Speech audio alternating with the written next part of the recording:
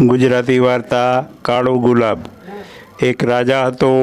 તે ખૂબ દાની સ્વભાવનો હતો, પરંતુ તેને દુઃખ એ વાતનું હતું કે તે નિસંતાન હતો અને આ કારણથી તે સાધુ મહાત્માઓની ખૂબ સેવા કરતો હતો। હંમેશા તેના દરબારમાં સાધુ મહાત્માઓની ભીડ જામેલી રહેતી હતી। રાજા સાધુઓને અન્ન અને વસ્ત્રદાન કરીને તેમની પાસેથી પુત્ર માટે આશીર્વાદ મેળવતો હતો। તેમ છતાં પણ તેને કોઈ જ સંતાનની પ્રાપ્તિ થતી નહોતી। એક દિવસની વાત છે, એક મહાત્મા રાજ દરબારમાં આવ્યા। શરીરથી ખૂબ જ દુબળા, પરંતુ તેજસ્વી લલાટના અને નરમ સ્વભાવના જણાતા હતા। રાજાએ આદરની સાથે મસ્તક ઝુકાવીને તેમને પ્રણામ કર્યા।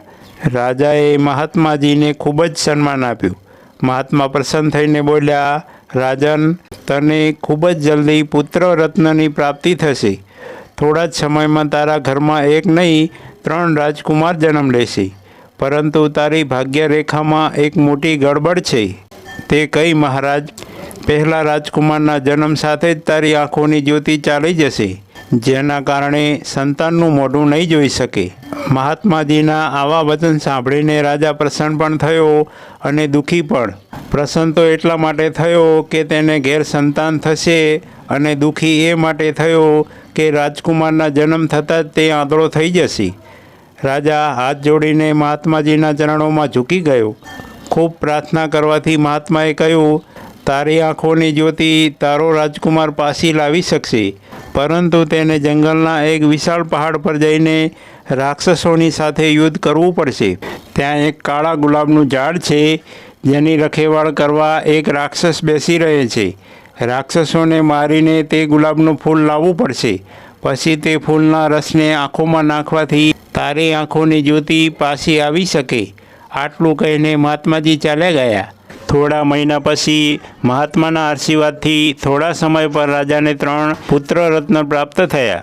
પુત્રો મોટા થતાં રાજાએ 3 રાજકુમારોને પાસે બોલાવીને કહ્યું, તમારામાંથી જે મારી આંખોની જ્યોતિ પાછી લાવી આપશે, તેને હું મારું અડધું રાજ્ય તરત જ આપી દઈશ। પિતાજી, આપની આંખોની જ્યોતિ હું પાછી લાવી શકું છું, મોટા રાજકુમારે કહ્યું। ના બેટા, આ કામ તારાથી નહીં થઈ શકે, રાજાએ કહ્યું। આપની આંખોની જ્યોતિ હું પાછી લાવી દઈશ, વચેટ રાજકુમારે કહ્યું। રાજાએ તેને પણ ના પાડી કે તેનાથી પણ તે કામ થઈ શકશે નહીં। સૌથી નાના રાજકુમારે કહ્યું, આપની આંખોની જ્યોતિ હું પાછી લાવી શકું છું। હા બેટા, પરંતુ એક કડક શરત છે। શરત આ છે કે તે વિશાળ પહાડ પર એક કાળા ગુલાબનો છોડ છે, તે છોડની રક્ષા એક રાક્ષસ કરી રહ્યો છે। હું તે રાક્ષસથી નથી ડરતો પિતાજી। ના બેટા, તે રાક્ષસ બહુ જુલ્મી છે અને બધા લોકો તે પહાડ પરથી નીચે ઉતરતા સમયે ગબડી પણ પડ્યા છે। તે ગમે તેમ થાય, પરંતુ હું ત્યાં જરૂર જઈશ, નાના રાજકુમારે કહ્યું। રાજાની વાત સાંભળીને 3 રાજકુમારો અંદરો અંદર ચર્ચા કરવા લાગ્યા। મોટા રાજકુમારે કહ્યું, પ્રથમ હું જઈશ। ના, પ્રથમ હું જઈશ, સૌથી નાના રાજકુમારે કહ્યું। રાજાના ખૂબ સમજાવવા છતાં મોટા રાજકુમારે તેની હઠ છોડી નહીં અને તે પિતાની પાસેથી અઢળક ધન દોલત નોકર ચાકર લઈને જંગલની તરફ ચાલી નીકળ્યો। ઘનઘોર જંગલનો રસ્તો પાર કરીને રાજકુમાર તે પહાડ પર પહોંચ્યો, જ્યાં તે કાળા ગુલાબનો છોડ હતો। રાજકુમાર નોકર ચાકરોને નીચે છોડીને જ પહાડ પર ચડવા લાગ્યો। હજી થોડોક જ સમય વીત્યો હતો, ત્યાં ભારે જોરથી આંધી ફૂંકાવા લાગી। પહાડની એક શિલા ખસી પડી અને સૂનો અવાજ સંભળાયો। રાજકુમાર સમજી ગયો કે માયાવી રાક્ષસ આવી ગયો છે। તે ગભરાઈ ગયો અને પાછળ મોઢું કરીને જેવો ભાગવા જાય છે કે એક શિલા સાથે ટકરાઈ ગયો અને નીચે પડતા જ તે ઝાડના રૂપમાં ફેરવાઈ ગયો। ઘણા દિવસો વીતી જવા છતાં પણ જ્યારે મોટો રાજકુમાર કાળું ગુલાબ લઈને પાછો ન ફર્યો, તો નોકર ચાકરોના મનમાં સંદેહ થવા લાગ્યો। તેમણે વિચાર્યું, લાગે છે રાજકુમારને રાક્ષસે મારી નાખ્યો છે। હવે જેમ બને તેમ જલ્દીથી રાજાને ખબર પહોંચાડવા જોઈએ। નોકર ચાકરો ત્યાંથી રાજ દરબારમાં પાછા આવ્યા અને જ્યારે આંધળા રાજાને આ સમાચાર મળ્યા કે રાજકુમારને રાક્ષસે મારી નાખ્યો છે, તો તે ખૂબ જ દુઃખી થયો। પિતાનું આ દુઃખ વચેટ રાજકુમારથી ન જોઈ શકાયું। તે પણ પિતાની આજ્ઞા લઈને જંગલની તરફ ચાલી નીકળ્યો। ચાલતા ચાલતા તે પણ પહાડ પર પહોંચી ગયો, પરંતુ આ વખતે પણ એવી જ દુર્ઘટના બની। પહેલાં જોરથી આંધી આવી, પહાડની એક શિલા ખસી જેનાથી ત્યાં સૂનો અવાજ આવ્યો. અંતમાં રાજકુમાર ગભરાઈને પહાડની નીચે પડી ગયો અને તે પણ મોટા ભાઈની જેમ ઝાડરૂપ બની ગયો. ઘણો સમય વીતી ગયો અને બીજો રાજકુમાર પણ જ્યારે કાળું ગુલાબ લઈને પાછો ન આવ્યો તો નોકરોએ જઈને રાજાને આ સમાચાર આપ્યા. રાજાએ બીજી વાર પણ આઘાત સહન કરવો પડ્યો. હવે તો તેણે સૌથી નાના રાજકુમારને પાસે બોલાવીને કહ્યું, બેટા, જેમ કે તું જાણે છે તારા બંને ભાઈઓને રાક્ષસે મારી નાખ્યા છે.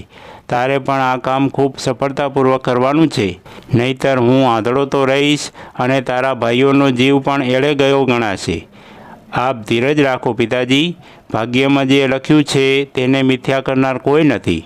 આટલું કહીને નાનો રાજકુમાર તેના જવાની તૈયારી કરવા લાગ્યો. તેણે પોતાની સાથે ધન દોલત તેમજ નોકર ચાકરો કાંઈ પણ લીધું ન હતું. તે એ રસ્તેથી પણ ન ગયો જ્યાંથી તેના ભાઈઓ ગયા હતા. નાનો રાજકુમાર પર્વતના વિકટ રસ્તાઓ પર થઈને ચાલતો રહ્યો, પરંતુ તેને ક્યાંય કાળા ગુલાબના છોડ મળ્યા નહીં. એટલામાં ગુફામાંથી ચટચટનો અવાજ આવ્યો. તેને લાગ્યું કે જાણે ગુફા કપાઈ રહી છે. તે સમયે જોરથી આંધી પણ આવી.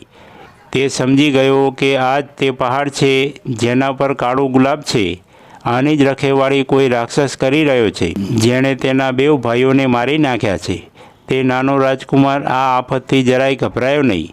તે હિંમતભેર ચાલતો જ રહ્યો. એટલામાં તેણે એક ડોશીને જોઈ. તેનું મોઢું બિલકુલ રાક્ષસના જેવું હતું. રાજકુમાર સમજ્યો કે આ ડોશી જરૂર તે રાક્ષસની માં હોવી જોઈએ. ક્યાં જઈ રહ્યો છે મનુષ્યપુત્ર? આગળ જાય છે, ડોશીએ કહ્યું. રાજકુમાર આ સાંભળીને થોડોક ડર્યો. હવે તેનામાં આગળ વધવાની હિંમત ન રહી. તેમ છતાં સાહસ કરીને તે થોડો આગળ ધપ્યો અને ખૂબ નર્મ સ્વરમાં ડોશીને પૂછ્યું, તું કોણ છે? આ પહાડ પર મારું રાજ્ય છે. મારા હુકમ વિના કોઈ પણ અહીંથી આગળ નથી વધી શકતું. પરંતુ તું ક્યાં જઈ રહ્યો છે? માં, મારા પિતાની આંખોની જ્યોતિ ચાલી ગઈ છે.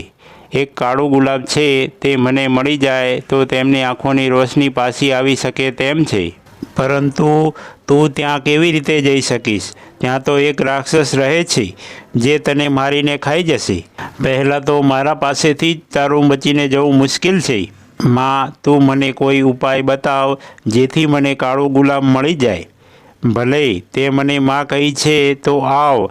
હમણાં તું મારી ઝૂંપડીમાં આરામ કર. કાલે સવારે હું તને કાળું ગુલાબ લાવવાનો ઉપાય પણ બતાવીશ. માં, જો હું તારી ઝૂંપડીમાં આવીશ અને તારા દીકરાને મારી ગંધ મળી જશે તો તે મને મારીને ખાઈ જશે. રાજકુમારે કહ્યું, તે આવતો જ હશે. તું ત્યાં જલ્દી જઈને સંતાઈ જા. હું તેને ગમે તેમ મનાવી લઈશ. તારે તેની સાથે તે પર્વત પર જવું પડશે. તે તને પોતાના ગભા પર બેસાડીને લઈ જશે. મારો છોકરો જ તે રાક્ષસની સાથે યુદ્ધ કરશે. આ દરમિયાન તું રાક્ષસની જટામાંથી એક વાળ તોડીને સલાંગ લગાવીને મારી પાસે આવતો રહેજે. હું તે વાળને અગ્નિમાં સળગાવીશ ત્યારે તે રાક્ષસ મરી જશે. ઠીક છે? અને પછી આ આખાય પહાડ પર મારા પુત્રનું જ રાજ્ય થઈ જશે અને તું સહેલાઈથી કાળા ગુલાબનું ફૂલ લઈ જઈ શકીશ. એક શરત બીજી પણ છે. રાજાની આંખોની જ્યોતિ પાછી આવ્યા બાદ ઠીક 7મા દિવસે તારે મારી પાસે આવવું પડશે. મારા પિતાજીની આંખોની જ્યોતિ આવ્યા પછી હું જરૂર તમને આવીને મળીશ. તો જા બેટા, હમણાં કુટિયામાં જઈને સૂઈ જા. રાજકુમાર ગુફામાં જઈને સૂઈ ગયો. થોડીવાર પછી જ ડોશીનો દીકરો આવી ગયો. ડોશી હસતા મોઢે બેઠી હતી. માને પ્રસન્ન જોઈને રાક્ષસે કહ્યું, માં, લાગે છે ઘણા દિવસો પછી કોઈ મનુષ્ય પુત્ર ગુફામાં આવીને ફસાયો છે. હા બેટા, કોણ છે માં તે નાનો રાજકુમાર આવ્યો છે. સારું થયું, આજે તો તેને મારીને ખાઈશું. નહીં, તેને મારવાનું નથી બેટા. તે ખૂબ જ સાહસિક રાજકુમાર છે.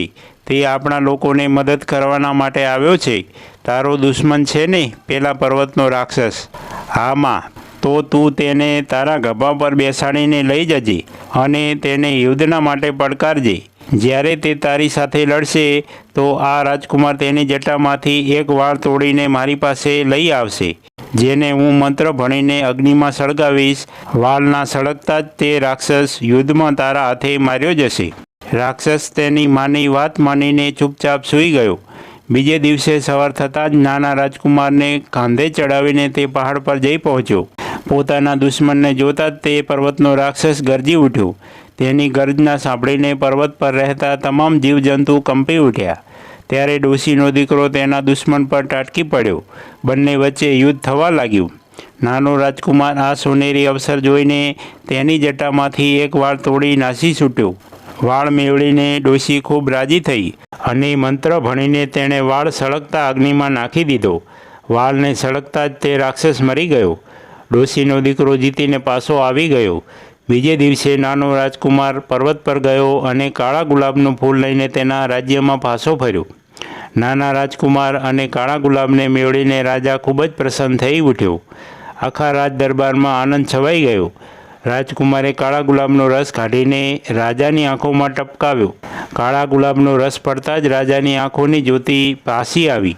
રાજા તેના ત્રીજા પુત્રને જોઈને બહુ પ્રસન્ન થયો. હવે નાનો રાજકુમાર રાજાના લાડ પ્યારમાં રહેવા લાગ્યો. તેને આ વાત યાદ ના રહી કે 7મા દિવસે તેને ડોશીને મળવા જવાનું છે. 7મો દિવસ ગયો. ડોશી રાજકુમારની રાહ જોઈને જ્યારે તે ન આવ્યો ત્યારે રાજ દરબારમાં ભિખારણના વેશમાં આવી પહોંચી.